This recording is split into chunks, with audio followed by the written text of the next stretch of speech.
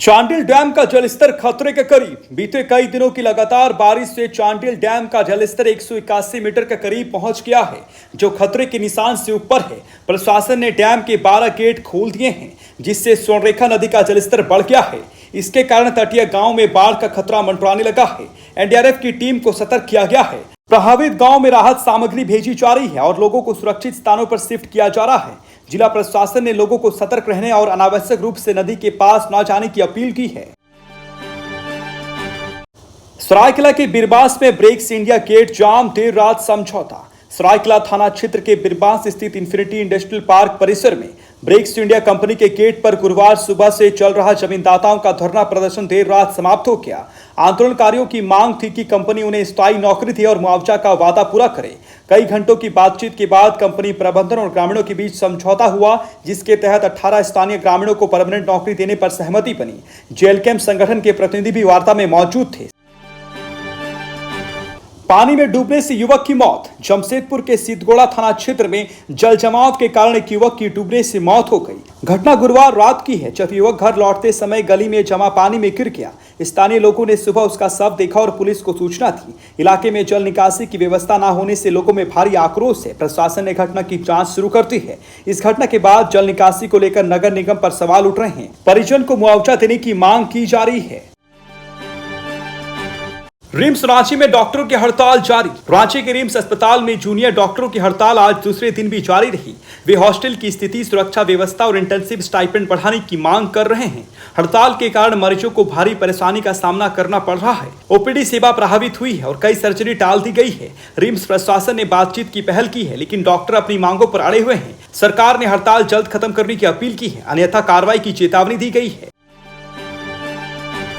धनबाद में कोयला चोरी का बड़ा खुलासा। धनबाद के झरिया क्षेत्र में कोयला चोरी के बड़े रैकेट का खुलासा हुआ है। सीआईएसएफ और सीसीएल के संयुक्त अभियान में करोड़ों का अवैध कोयला जब्त किया गया। इस मामले में 8 लोगों को गिरफ्तार किया गया है। पकड़े गए लोगों के पास से कई फर्जी दस्तावेज और ट्रक भी जब्त किए गए हैं। बताया जा रहा है कि ये गिरोह कई महीनों से सक्रिय था और प्रतिदिन लाखों का कोयला चोरी करता था। अब ईडी और इनकम टैक्स विभाग भी जांच में जुट गया है। पूरे मामले ने खनन विभाग की कार्यप्रणाली पर सवाल खड़े कर दिए हैं।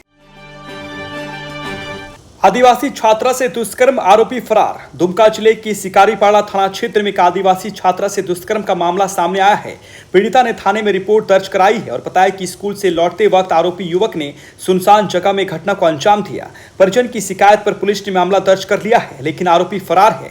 पुलिस की एक विशेष टीम उसकी तलाश में लगी हुई है। घटना से क्षेत्र में तनाव है और स्थानीय संगठनों ने दोषी को जल्द गिरफ्तार करने की मांग की है। प्रशासन ने पीड़िता को सुरक्षा देने का आश्वासन दिया है।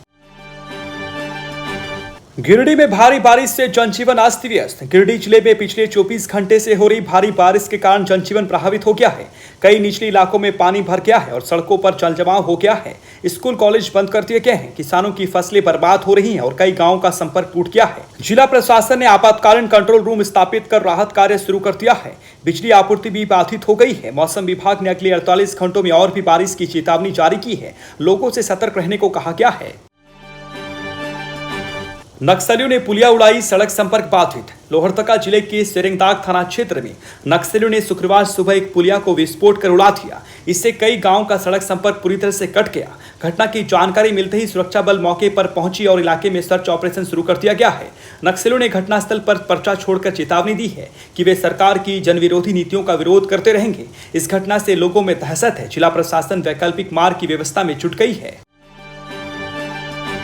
बाल मजदूरी पर छापेमारी, 12 बच्चे रेस्क्यू। कोडरमा जिले में बाल मजदूरी के खिलाफ चलाए गए विशेष अभियान में श्रम विभाग और पुलिस की संयुक्त टीम ने 12 बच्चों को एक फैक्ट्री से मुक्त कराया। सभी बच्चे बिहार और झारखंड के अलग अलग जिलों से लाए गए थे और बेहद खराब स्थिति में काम कराए जा रहे थे। फैक्ट्री मालिक के खिलाफ मामला दर्ज किया गया है और 2 लोग गिरफ्तार किए गए हैं। बच्चों को चाइल्ड लाइन को सौंपा गया है। प्रशासन ने कहा है कि बाल श्रम के खिलाफ सख्त कार्रवाई जारी रहेगी और ऐसे संस्थानों को बंद किया जाएगा। बोकारो स्टील प्लांट में तकनीकी खराबी, उत्पादन ठप। बोकारो स्टील प्लांट में एक तकनीकी खराबी के कारण उत्पादन पूरी तरह से ठप हो गया है। गुरुवार रात प्लांट के ब्लास्ट फर्नेस में तकनीकी गड़बड़ी आने के कारण सभी यूनिटों को अस्थायी रूप से बंद करना पड़ा। इंजीनियरों की टीम मरम्मत में जुट गई है और उत्पादन बहाल करने की कोशिश की जा रही है। प्लांट प्रशासन ने बताया कि 1 से 2 दिन में स्थिति सामान्य हो सकती है। उत्पादन ठप होने से कंपनी को करोड़ों रुपए का नुकसान हो सकता है। कर्मचारी यूनियन ने जल्द समाधान की मांग की है।